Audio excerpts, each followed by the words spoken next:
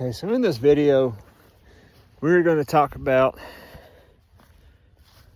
one particular nutrient that is not typically, what do they call it, supplemented in feed for livestock. Now, it is supplemented for goats. And if y'all remember in a TikTok video I did, if y'all coming over from TikTok, that goat there had a selenium deficiency, but it wasn't because of lack of selenium. It's actually caused by a lactobacillus increase. I'll get into that later on in the video too. But, hey, don't you eat my tire. You got food, okay? Hey. Anyways. Selenium, yes, is supplemented in goat feed. However, it is not supplemented in chicken feed, also cow feed, horse feed, which horses really, that goat has a big butt. Oh, never mind, she's facing towards me. Okay, anyway. And horses do need selenium. So we figured, what's a cheap, easy way to get selenium to chickens so I don't have to buy selenium blocks?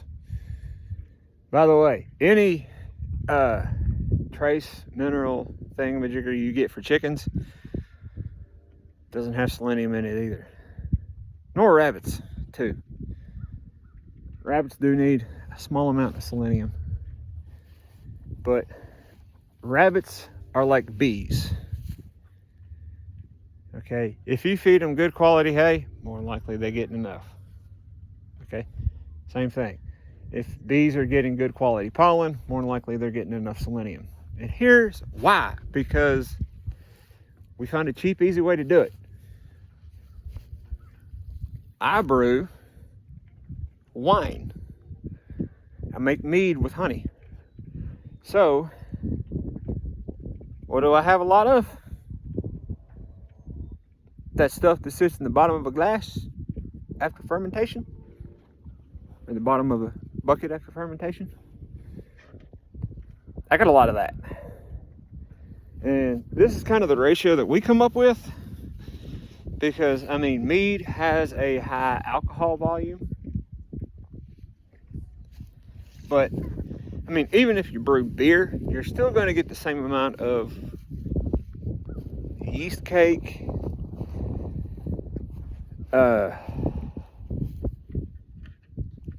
gunk, scuzz, whatever you call it. And what we found is simply get you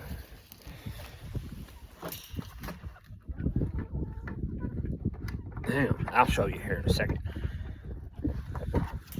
One of these, a 6-gallon, I think they actually advertise them at 5, but they go up to 6 gallons, utility jug.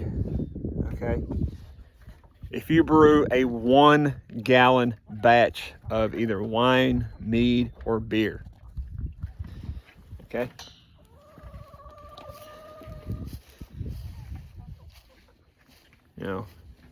after you brew it, and you let the wine start clearing up, I think you can bottle the beer straight afterwards. And it's a lot of walking. You take that yeast cake that's at the bottom, put it in there. Fill the rest of that with water. Now, a lot of people might be concerned about the alcohol in it. Even if you brew, say, like you brew a whiskey and you're at 20 ABV, 1 gallon, if you just get the yeast cake off, or you put the yeast cake in the jug, and you put 6 gallons of water, actually I'm going to say about 5 3/4 gallons of water in there, you're down to basically lower than 1% on the alcohol. There's practically none. Plus a teeny bit of alcohol, like say, not enough to really show up on a ABV thingamajigger. It's actually good for chickens. A lot of people do fermented feed, and that's another good way to get selenium, because yeast is natural. It's in the environment. Now, it's probably not as much out here now because it's like 38 degrees, but they do exist in nature. It's a single cell fungus, really. I mean, you breathe probably 10 or 20 of them in when you take a breath. So, I mean, that's pretty much it. You can ferment. You can't ferment the goat's feed and make it go longer, but you can with the chickens, as long as you don't have the feeding thingamajigger that I got, where I could just add feed to it and you have a trough. That's fine. But yeah, I went and hung the feeder up. I didn't hang the water up. I probably should, but the water thingamajigger comes off, and I fill it at the top. And I really don't have to mess with that every day. So I went and hung their feeder up though, so they can get feed clean and it not be nasty when I go in there and feed them and have to waste a bunch of feed, which I'm not really wasting, because I mean, whatever falls out, the chickens just scratch up. Now, let's talk about lactobacillus.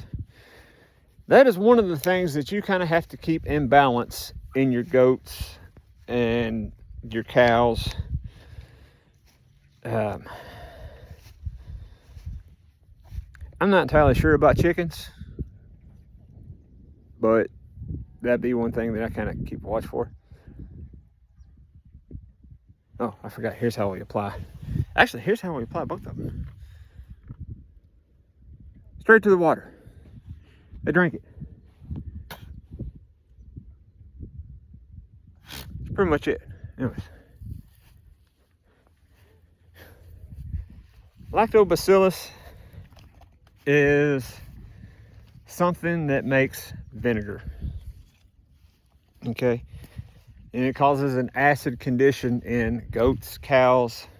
It can cause an acid condition in horses, but it's a little bit different because horses don't really have a